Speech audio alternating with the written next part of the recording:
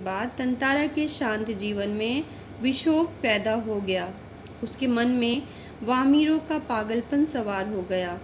वह उठते बैठते उसे अपने समीप चाहने लगा, उसे याद करने लगा। वामिरों के बिना उसके लिए रात और दिन काटना कठिन हो गया। अब उसे दिन उबाऊ लगता और उसे एक एक पल पहाड़ से भी अधिक भारी प्रतीत होने लगा। वह शाम होने से पहले ही लापाती गांव जा बैठता। वहाँ वह वामिरों के आने की प्रतीक्षा किया करता। वह केवल निशब्द होकर वामिरों को निहारता रहता था। अगला, प्राचीन काल में मनोरंजन और शक्ति प्रदर्शन के लिए किस प्रकार के आयोजन किए जाते थे? इसका उत्तर होगा, प्राचीन काल में मनोरंजन और शक्ति प्रदर्शन के अनोखे उपाय थे। उसमें पशु भी शामिल थे। पशु पर्व का आयोजन होता था। उसमें हृष्ट-पुष्ट पशुओं का प्रदर्शन होता था।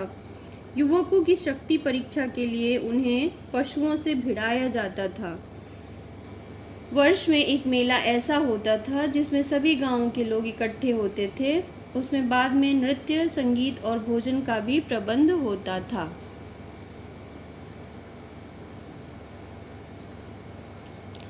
रूढ़ियाँ जब बंधन बन बोझ बनने लगे तब उनका टूट जाना ही अच्छा है, क्यों? स्पष्ट कीजिए। रूढ़ियों का अर्थ ही होता है बंधन।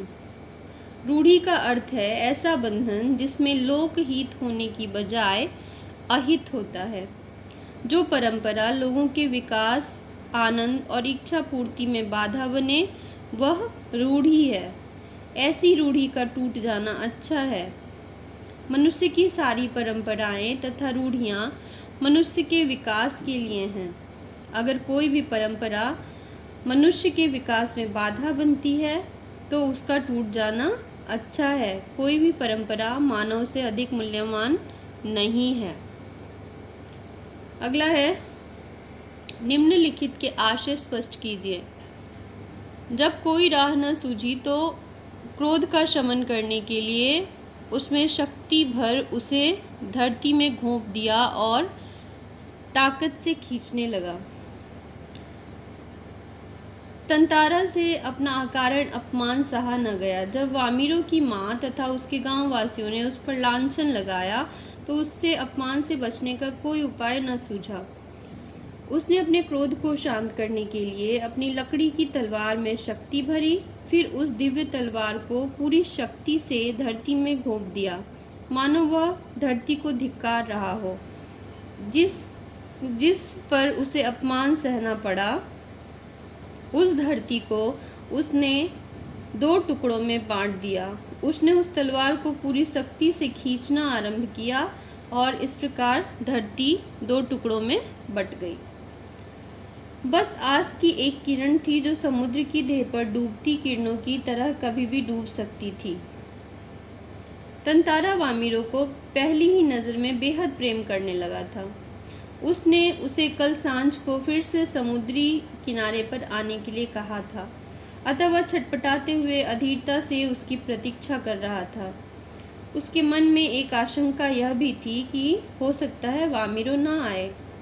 इस आशंका से उसका मन कांप उठता था, परंतु साथ ही एक आशा की किरण भी थी और उसे लगता था कि यह आशा की किरण भी उसी तरह समाप्त हो सकती है जैसे समुद्र की छाती पर बिखरे हुए रंग सूर्यास्त होने पर नष्ट हो जाते हैं। बच्चों, आशय तथा भाषा अध्ययन के उत्तरों को मैं PDF के माध्यम से भेज रही हूँ। आप लिंक पर क्लिक करके उसे देख सकते हैं और इन सभी कार्यों को आप अपने हिंदी की कॉपी में स्वच्छ और सुंदर अक्षरों में लिखेंगे। धन्यवाद।